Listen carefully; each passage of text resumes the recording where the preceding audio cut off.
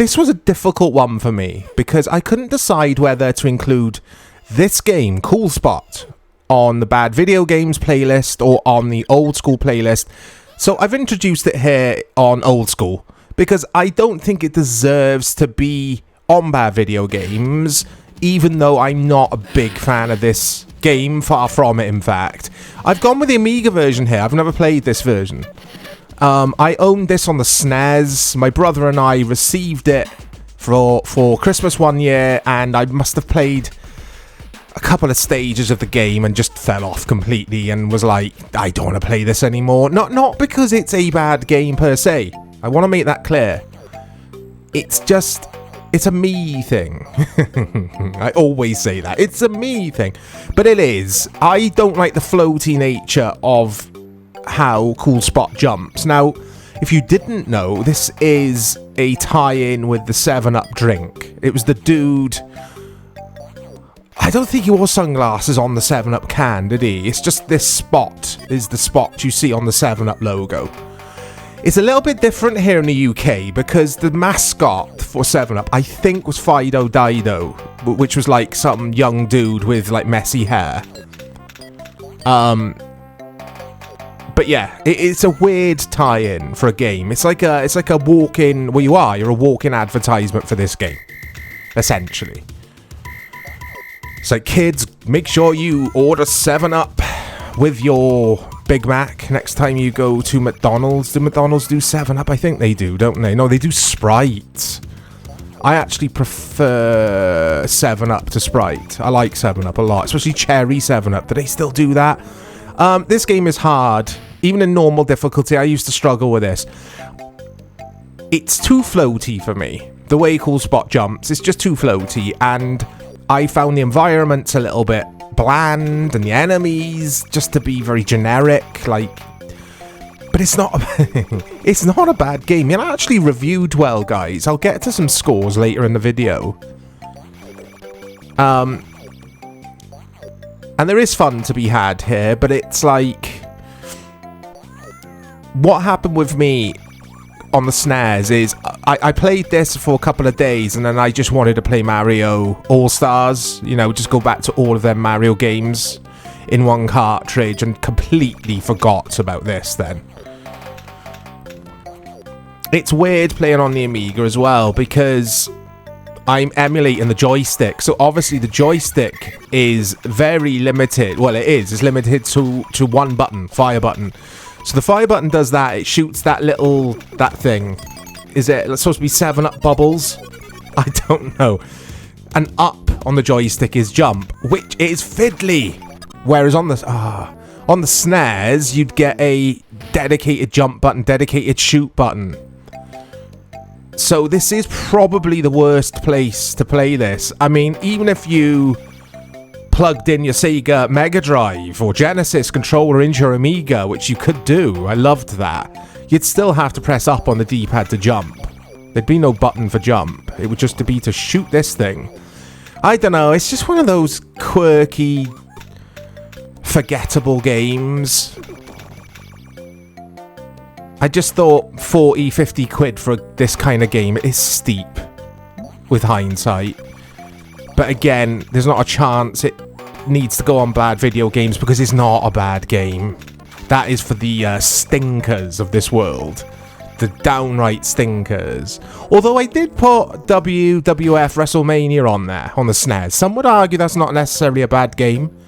I think that's an atrocious game.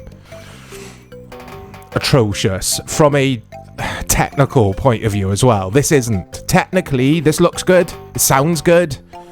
It plays a tight enough version of a platformer, I guess. But it's floaty. Some platformers are floaty by design, and some people don't mind that. I mean, I featured a game a few days ago as I'm recording this called Cheesy on PS1. That is a bad video game. Because that was, at times, unplayable. Whereas this isn't. It's very challenging, and I used to suck at this game back in the day, and I still do, by the looks of things. Oh, here we go. Reminds me of Mario Kart music.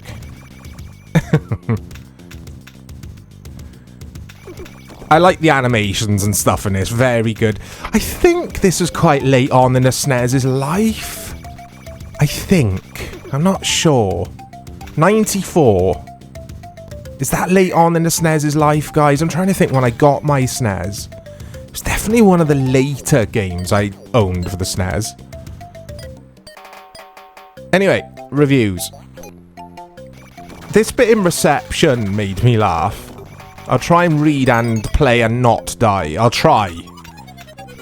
As I get all clawed by the crab, by the crab's pincer. Ah. Let me just do this set. Oh, there's the flag. I'll get the flag and then I'll read this snippet out. There we go. Okay.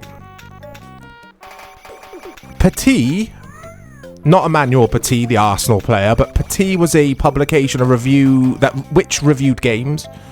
It gave this a score of 82% and summarised it as one of the most enjoyable platform games in a long time. They make a good point with that. If I'm being fair here and balanced about everything, because we hadn't had many platformers. I don't think we did since Mario World and All Stars. I mean, All Stars is obviously just the reboot of, yeah, the classic Mario games. You all know that. I don't need to explain that. So I guess that's fair. But this bit made me laugh.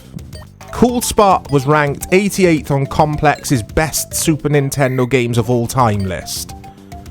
Really? Top 100? The SNES's library is incredible. This wouldn't get in the top 100 for me. I mean, some of you may say, well, name 100 better games than this on the SNES. Okay, that would be fair. That would be fair. I probably maybe would struggle with that. But it just... Oh, I don't know. I'm grumpy when it comes to this game, guys. It's one of it's just one of those games, like, because I received it for Christmas. When I went back to school after the Christmas holidays, there was a guy I was friends with. Big shout out to Pete. And Pete had a SNES, and we'd always trade games, like, not for keeps. And I'd borrow his game, and he'd borrow mine. Well, you know what trade games means. I over-explain everything, don't I? Pete lent me Street Racer, which I thought was fantastic. Not as good as Mario Kart, but it was really good. And Pete said to me, mate, Cool Spot's fantastic. So people did like this game, you know? It was just me. I was never keen on it. But it did get lots of good scores. It got 88 out of 100 at Game Zone. This is the SNES version, though. Joypad gave the SNES version 93%. Nintendo Power gave the Game Boy version 13 out of 20. I did not know there was a Game Boy version. And Nintendo Power gave the SNES version 15 out of 20. This is available on Mega Drive, SNES, Master System, Game Gear, Game Boy, MS-DOS, and this, the Amiga. I didn't know it was on the Amiga. I have to hold my hands up, but I was going through my Amiga collection of games earlier today, and I came across this. I was like, oh, I got to feature this on the channel. Because I don't think I featured Cool Spot on the SNES on the channel, so yeah. Right, here we go, here's my mate. Oh, stop doing that. Ah, it's so frustrating. I told you I'm crap at this game. I want to play the Game Gear version of this now and see what that's like. I wonder if there's any scores on the wiki. I'm having a glance. Excuse me while I glance. No. No reviews. The Sega Mega Drive version of this scored 93%. I mean... was it just a quiet few months for games or something? Because there's not a chance that this game is in the high 90s. That's Mario 3 type scoring. I always remember Mario 3 and CMVG. I loved this review. I used to read this 4-page review of Mario 3 and CMVG over and over again when I was a kid. Like, drooling. Not literally drooling, because that would be weird, but drooling over the screenshots and that review. That had a 98%. Mario 3, one of the best video games, not platformers, video games of all time. How the hell has this got a 93%? I told you I get grumpy. Don't bring up Cool Spot on the channel, Chorito gets grumpy. I'm not too sure about that boat in the background, the way it's drawn. I know it's a particular art style, but I must say the music's so good in this. Some Pixar, or it reminds me of like watching a Pixar movie, that kind of soundtrack going on alongside it. Very impressive. The enemies though, man, the enemies just are crap. It's better than I remember it, I must say. Now I've got past that annoying beach level, the game starts to get a bit more interesting now, from what I can remember. It's also a lot to do with me falling off, no pun intended, I promise. I did not intend this pun, but I kind of fell off platformers around this time. I'd played so many of them on the NES and the SNES up until this point. I was like, yeah, I was really into like RPGs. I was getting into RPGs and sports games. So platformers for me were like, yeah, they had to be special. And for me, this game isn't special. It's decent. It's okay. It's forgettable. Please let me know your memories with this game, guys. Does it make you grumpy? I must say, it's definitely better than my memories. Than what I can't get my words out. It's this game. It's better than I'm making it out to be, is what I'm trying to say. But anyway, yeah, this is Cool Spot on the Amiga. It's good to finally play this version. It's a good version, actually. Not as good as the SNES, but it's a good version. I'll speak to you all soon.